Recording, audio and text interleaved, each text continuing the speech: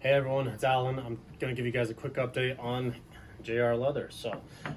We just got notified yesterday, actually. Today is already Tuesday, the 23rd, but on the 22nd, yesterday, we got notification from Jim, who is the North American sales rep for JR Leather, has been for many years. But he had notified everyone saying that a new company is actually taking over the family recipe that JR has had for a very long time.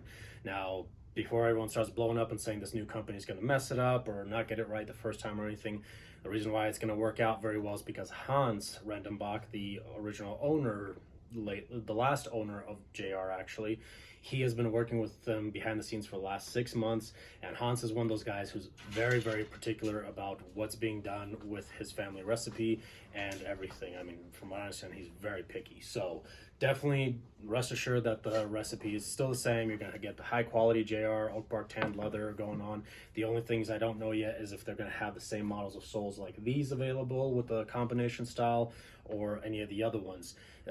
To kind of give you some insight on this new company, it's called Kilger, Kilger is the company that's taking over their 6th generation leather tanning facility, but they've been around actually surprisingly a little bit longer than JR has been. They've been around since 1856. JR has been around since 1871.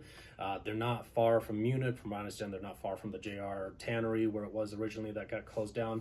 So you have a new company that's taking over a great brand with the exact same recipes. I'm already starting to see some rumors flying amongst other cobblers talking about that it's not going to be the same. Well, let's rest these rumors finally and say it's going to be the same because Hans is there for the last 6 months, and I'm sure he's going to be there for a little while longer to make sure that everything's going smooth and taken care of properly. The dilemma, however, is that they're not going to start production until the beginning of next year, 2022. And we don't know if that's January, February, or March. That's when production's supposed to be starting, but I was told beginning of the year. However, because of the time that it takes to tan these leather hides, you could be looking at 6 to 12 months before you start seeing this product shipped here to the US, and that's kind of almost at a minimum. It could be anywhere between, in other words, a year to almost 2 years before we actually start seeing good quantity of these JR soles coming back in. They will also be stamped with the JR logo as well, so they're going to be pretty much the same all across, just manufactured at a different tanning facility.